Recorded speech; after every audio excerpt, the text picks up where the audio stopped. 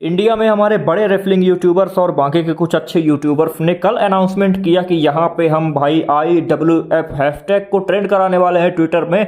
आज से ये हो जाएगा इंडियन रेसलिंग फैंस, और यहाँ पे हम सर्च फॉर मर्चेंडाइज को और IWF को पूरा ट्रेंड करा देंगे।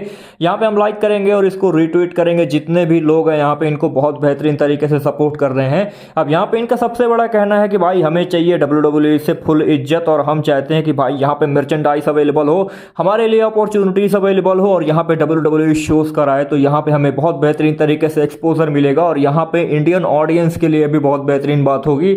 अब यहाँ पे WWE बोलती है कि भाई इंडिया आने वाला हमारा बहुत बड़ा मार्केट है, तो यहाँ पे WWE कुछ नहीं करती है। अब कुछ दिन पहले WWE ने अपने शॉप में इंडिया से मर्च रिमूव कर दिया था, कुछ इस तरीके से सीन हुआ था। तो यहाँ पे उन्हीं को देखते हुए हमारे इंडियन रेसलिंग यूट्यूबर जो कि बड़े यूट्यूबर्स हैं, तो इन्होंने फैसला किया कि भाई WWE हमें एक्नॉलेज करे और हमें ये सभी चीजें वापस चाहिए। अब देखो, अगर इमोशनली बात करूँ तो सबसे पहले कि मैं सपोर्ट करता हूँ इन सभी यूट्यूबर्स को, और यहाँ पे मैं चाहता हूँ कि हाँ भाई मतलब WWE इंडिया के लिए भी कुछ करे, यहाँ पे शोज वगैरह लेके आए, लाइव इवेंट वगैरह होने चाहिए जिस तरीके से पहले 2017-2018 में होते थे, और मर्चेंडाइज भी अवेलेबल होने चाहिए। मतलब यहाँ पे WWE के बहुत बड़े बड़े फैंस हैं, खास करके रोमन रेंस के फैंस हैं, तो यहाँ पे वो मर्चेंडाइज बाइज करना चाहते हैं ओरिजिनल। तो यहाँ पे उनके लिए WWE के इंडियन रेसलिंग यूट्यूबर्स ने बहुत बड़ा एकदम अनाउंसमेंट कर दिया। लेकिन यहाँ पे अगर मैं प्रैक्टिकलिटी में बात करूँ तो ये चीज़ें थोड़ा सा मतलब मुश्किल हैं। मैं इम्पॉसिबल नहीं कहना चाहूँगा, लेकिन यहाँ पे थोड़ा सा मुश्किल से भी ज़्यादा ये चीज़ें हैं। अब वीडियो में सबसे पहले बात करूंगा WWE के शोज के बारे में। अब देखो, 2017 में WWE ने 8 दिसंबर और 9 दिसंबर को Indira Gandhi indoor stadium new Delhi में अपना एक मेन इवेंट किया था, मतलब लाइव इवेंट आप कह सकते हो। वहां पे अगर आप टिकट प्राइसेस को देखोगे तो हाईएस्ट टिकट प्राइस था 34,999 रुपए। मतलब भाई 35,000 रुपए की ये टिकट प्राइसेस थी। यहाँ पे आप सर्च करके देख सकते हो, 6,000 से और 35,000 के बीच में ये टिकट प्राइसेस रखी गई थी।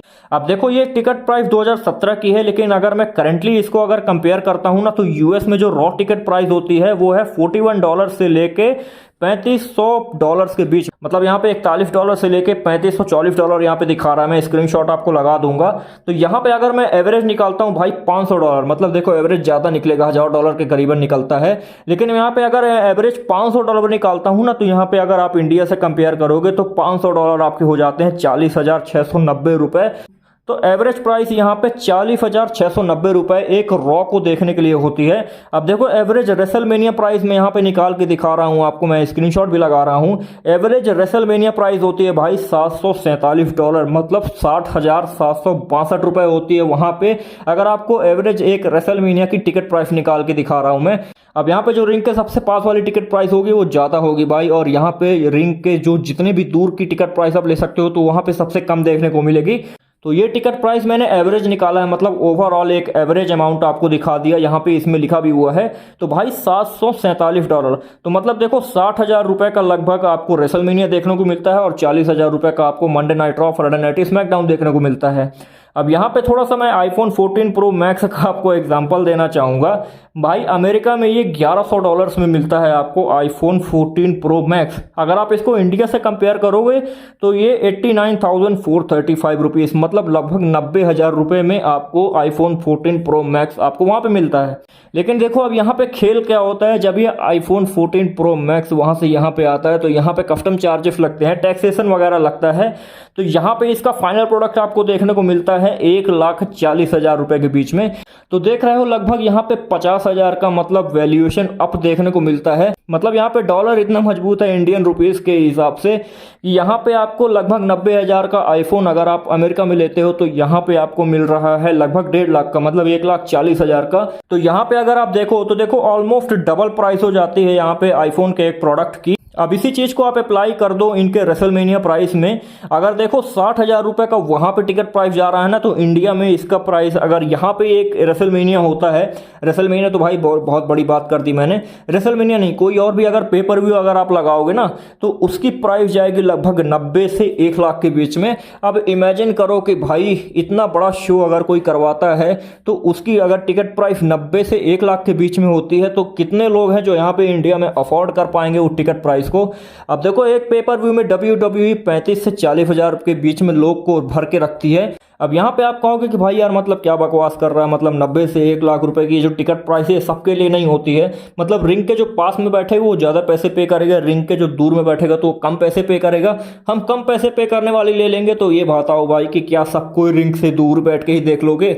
मतलब पास में भी तो कोई बैठना चाहिए ना। और यहाँ पे WWE तो टिकट प्राइस सेल करवा रही है। तो यहाँ पे अगर आप अमेरिका और इंडिया की पर पर्सन की जो अर्निंग कैपेसिटी है और यहाँ पे दोनों कंट्री की इकोनॉमी अगर आप कंपेयर करके देख लोगे तो आपको एवरेज पता लग जाएगा। तो यहाँ पे मैं इसीलिए बोलता हूँ कि ये थोड़ा सा मतलब मुश्किल है यार, अगर आप प्राइसेस के हिसाब से देखोगे। मतलब अगर आप देखोगे कि भाई एक पेपर व्यू लेवल का जो शो है WWE का, वो आपको अगर $747 मतलब 60,000 रुपए का अमेरिका में मिल रहा है और वही चीज आपको 90 से 1 लाख के बीच में इंडिया में देखने को मिल रही है, तो कितने सारे लोग होंगे जो कि अफोर्ड कर पाएंगे। और मान लीजिए once in a life time अगर वो अफोर्ड कर भी लेते हैं तो क्या हर साल WWE अगर यहाँ पे आएगी तो वो लोग देखने जाएंगे या नहीं देखने जाएंगे? मेरे को कमेंट करके जरूर बताना। अब देखो, अगर आप ये बोलोगे कि भाई इंडिया बहुत बड़ी कंट्री है और ऐसा नहीं है कि भाई केवल एक ही सिटी से लोग खरीदने आएंगे, बहुत सारे लोग आएंगे यहाँ पे। ट्रेवल चार्जेस और बाकी सारे चार्जेस को अगर आप जोड़ लोगे तो वो और भी ज़्यादा हो जाता है। तो वो आपके ओपिनियंस के ऊपर है। मैंने यहाँ पे आपको टिकट प्राइस कंपेयर करके दिखा दिया है और यहाँ पे मैंने आपको बता दिया है कि भाई पॉसिबिलिटीज कितनी है। अब इसी पॉसिबिलिटीज को लेके मैं बात करने वाला हूँ मर्चेंडाइज सेल की।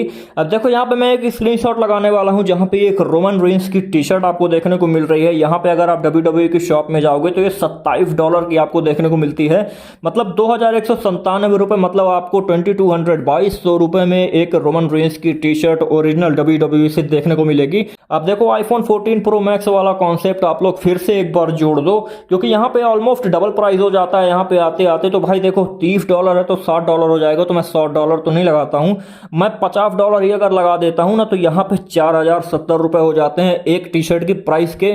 तो यहाँ पे देखो, अगर आप बात करो कि भाई मतलब चलो एक बार मैं ले लेता हूँ once in a life time moment वाला, मतलब एक बार मैं खरीद लेता हूँ। मैं बहुत ज़्यादा पसंद करता हूँ WWE के प्रोडक्ट्स को, WWE में अपने फेवरेट सुपरस्टार रोमन रेंज को, अथवा कोई भी सुपरस्टार आप ले लो।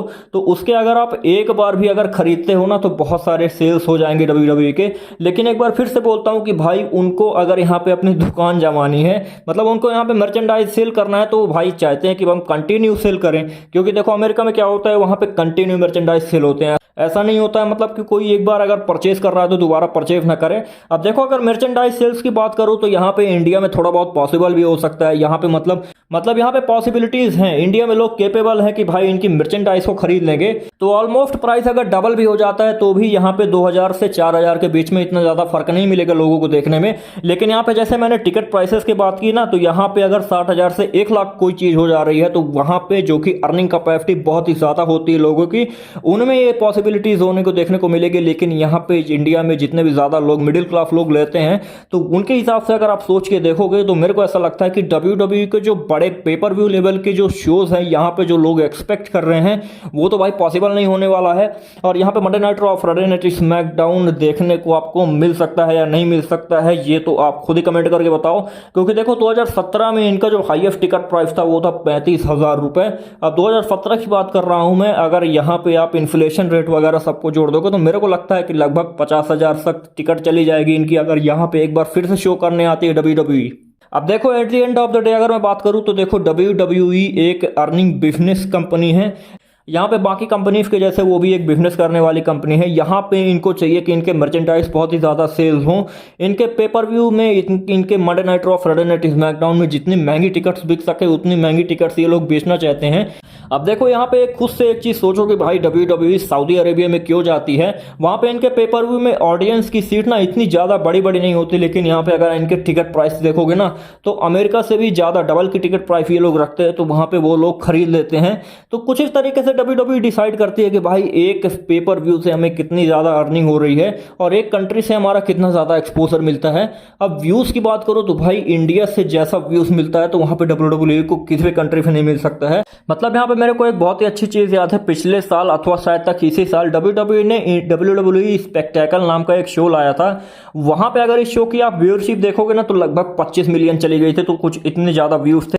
और यहाँ पे अगर आप WWE Monday night raw, Friday night SmackDown की हालत देखो अमेरिका में, तो यहाँ पे 2 से 3 मिलियन व्यूज चले जाते हैं, तो वो भी इनके लिए बहुत बड़ी बात है। तो यहाँ पे व्यूअरशिप की अगर बात करोगे तो भाई इंडिया में बहुत ही ज़्यादा है। तो यहाँ से आप ये देख सकते हो कि भाई इंडिया के पास किस चीज़ का एडवांटेज और किस चीज़ का डिसएडवांटेज है। अब यहाँ पे मैं किसी भी की अर्निंग कैपेसिटी और किसी की भी फाइनेंशियल कंडीशन के ऊपर कमेंट नहीं कर रहा हूँ।